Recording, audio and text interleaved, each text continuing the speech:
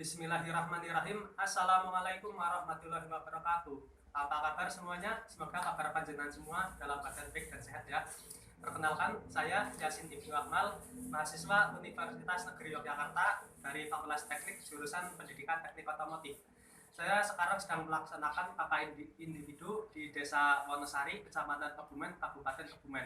Pada kesempatan kali ini saya akan melaksanakan sebuah program kerja, yaitu pelatihan mesin-mesin pertanian untuk para petani di desa.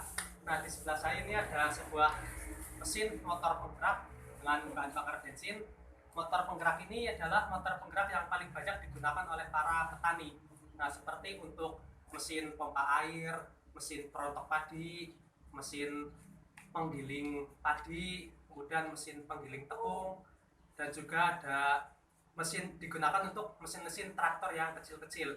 Nah, mesin bensin tipe ini banyak digunakan karena memiliki beberapa keuntungan, antara lain satu, harganya ekonomis. Ini yang paling banyak digunakan. Alasan pertama karena harganya ekonomis dan harganya murah ketimbang motor yang diesel. Kemudian yang kedua, untuk perawatan itu relatif lebih mudah. Nah, ketiga, mesin ini ukurannya kecil dan simpel, kemudian ringan sehingga mudah untuk dibawa kemana-mana dan diangkat satu orang aja cukup karena sangat ringan. Nah, tetapi banyak sekali petani yang menyepelekan dengan perawatan motor ini. Padahal motor penggerak ini memerlukan perawatan yang harus diperhatikan, tapi terkadang para petani hanya tinggal menghidupkan saja, mematikan tanpa memperhatikan hal-hal yang seharusnya dilakukan sesuai pedoman. Nah, pada kesempatan kali ini saya akan memberikan sebuah edukasi bagaimana cara merawat motor bensin ini supaya tetap awet, tetap terjaga, dan kualitasnya tetap bagus, alias tidak mudah masuk bengkel gitu. Oke. Pertama, sebelum kita bekerja dengan mesin ini, ada beberapa hal yang harus diperhatikan. Yang pertama adalah jelas kita lihat dulu bahan bakarnya, bensinnya ada apa enggak. Ini adalah motor bensin lama ya, jadi kayak gini. Tapi justru malah motor lama ini yang harus diperhatikan ketimbang motor baru. Kemudian sebelum memulai kita harus mengecek filter udara. Nah, seharusnya kalau mesin-mesin yang masih bagus ya, ini di sini ada filter udaranya, tapi di sini sudah tidak ada, jadi ya tidak apa-apa. Harusnya sih harus diberi filter udara. Tujuannya apa? Kalau nanti ada kotoran yang di sekitar mesin ini tidak terhisap masuk ke intake manifold.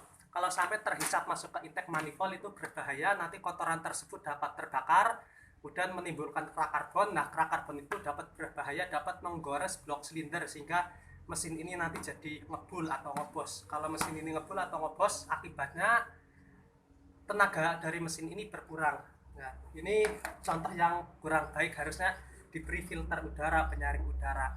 Nah, sebelum mesin itu dihidupkan, alangkah baiknya filter udaranya itu dibersihkan, karena filter udaranya itu seperti spons gitu ya, harusnya di sabet-sabetkan gitu kalau istilah Jawanya, dipukul-pukulin ke tangan atau ke tembok biar debu-debunya hilang seperti itu.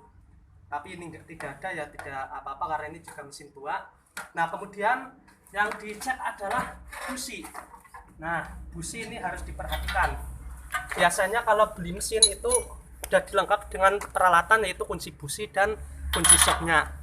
Kalau beli mesin itu udah satu set sama kardusnya. Nah, kita cek businya baik atau enggak. Nah, sebelum ini adalah hal yang penting karena mesin bensin ini adalah mesin yang agak bandel, hidupnya susah.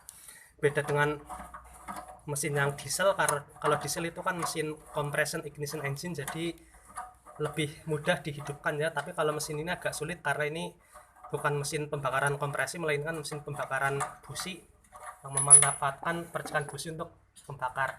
Nah, kita lihat dulu businya. Untuk busi ini dapat kita lihat selah antara elektrode dengan massa itu sekitar 6-8 mm ini. Kalau lebih ya kita ganti. Kalau terlalu rapat gitu ya, kalau terlalu rapat kurang dari 6 mm bisa kita perbaiki dengan obeng min. Ini di jongkel-jongkel, jadi nanti dapat merenggang. Tapi kalau terlalu renggang bisa juga dilihat elektrodanya. Kalau elektrodanya masih bagus, kalau renggang bisa kita perbaiki dengan cara dipukul-pukul sedikit. Tapi kalau elektrodanya sudah habis, kita ganti busi, karena inilah hal yang paling berpengaruh dalam menghidupkan mesin. Jadi mesin itu rewel atau enggak tergantung businya. Salah satu faktor utama penyebab mesin itu rewel atau enggak. Nah, busi harus diperhatikan. Kita pasang lagi businya. Kalau misal tidak punya alat ini, kunci shocknya bisa beli di toko-toko teknik, murah kok, cuma 20.000. Nah, kita pasang lagi. Nah, ini karena mesin lama ya, jadi untuk tap businya dibantu menggunakan karet. Nah, kemudian hal yang paling penting itu apa? Oli. Oli itu hal yang paling penting. Terkadang banyak orang yang menyepelekan ini.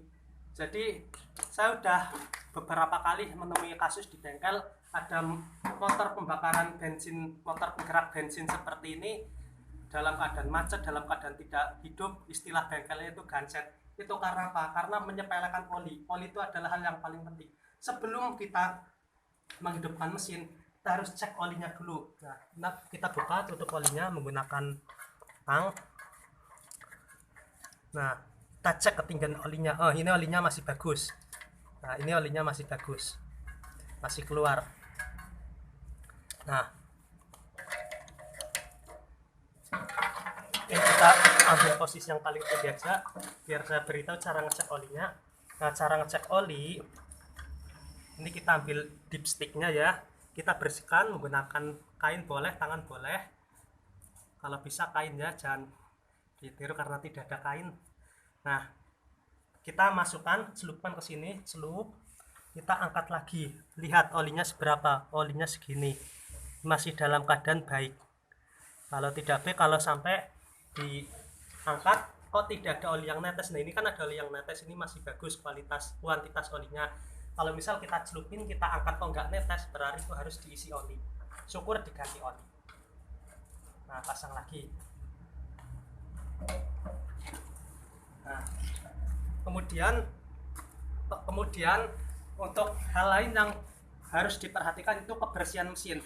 Kalau kita bekerja di sawah ya, atau di ladang, itu kan banyak kotoran-kotoran seperti jerami padi gitu ya, jerami padi atau serpian ranting atau daun-daun kering yang berterbangan. Dan biasanya kalau petani-petani bekerja di luar itu, kalau mesinnya udah selesai bekerja itu jarang dibersihkan. Nah, padahal itu sangat berbahaya. Kalau misal ada sebuah daun atau jerami padi yang sampai masuk ke dalam mesin, nah ini nanti akan berbahaya untuk mesin. Kalau sampai mesin itu kemasukan kotoran, nanti kotorannya dapat menghambat putaran-putaran yang ada di mesin. Nah, nanti dapat berbahaya ya. Kemudian kalau sampai kotoran itu nanti masuk ke dalam mesin, nah itu tadi seperti yang saya jelaskan di awal, kalau sampai masuk ke dalam mesin nanti akan terbakar dan membuat kerak karbon, dan akhirnya membuat silinder ini tergores, akhirnya mesin itu ngebul atau ngebos, tenaganya itu hilang. Intinya kebersihan itu harus dijaga. Biasanya itu yang tidak diperhatikan di sini, di sebelah sini biasanya banyak kotoran, banyak jerami, dan juga di daerah roda gilas ini. Nah, kalau sampai dibiarkan, ini dapat menimbulkan efek yang buruk pada mesin tentunya ya, karena dapat menghambat putaran, dapat memperberat mesin. Kemudian yang paling berbahaya itu apa? Dapat mengganggu sistem pendinginan mesin. Nah, di sini kan ada, di blok mesinnya kan ada sirip-sirip mesinnya ini. Nah, kalau sampai di sini kemasukan jerami-jerami atau kotoran, itu pendinginan mesin akan terhambat. Pendinginan mesin terhambat, akibatnya mesin akan overheating atau panas yang berlebihan, dan efek buruknya mesin ini akan terlalu panas dan akan ngobos gitu. Ngobos itu istilahnya mesin itu dapat ngebul karena terlalu panas ya. Nah, ini efek yang belum berat, ada yang efek berat lagi di dalam mesin terjadi namanya proses micro welding. Micro welding itu pengelasan mini karena terlalu panas ya, suhu di dalam mesin terlalu panas, terjadi micro welding. Oke, saat mesin hidup nggak kerasa, nanti kalau mesin mati dingin, nah komponen-komponen yang berputar di dalam mesin ini yang bersinggungan akan keelas gitu istilahnya, namanya micro welding, pengelasan kecil akan terelas sehingga akan macet dan akan gancet seperti itu. Kalau dalam bengkel istilahnya gancet, kalau kita istilahnya mesin ini macet, nggak bisa diputar seperti ini kan, masih bisa diputar. Nah kalau gancet itu nggak bisa diputar seperti itu. Oke, mungkin cukup sekian edukasi mesin-mesin pertanian dari saya. Jika ada salah saya mohon maaf. Harapan saya semoga dapat bermanfaat. Terima kasih. Wassalamualaikum warahmatullahi wabarakatuh.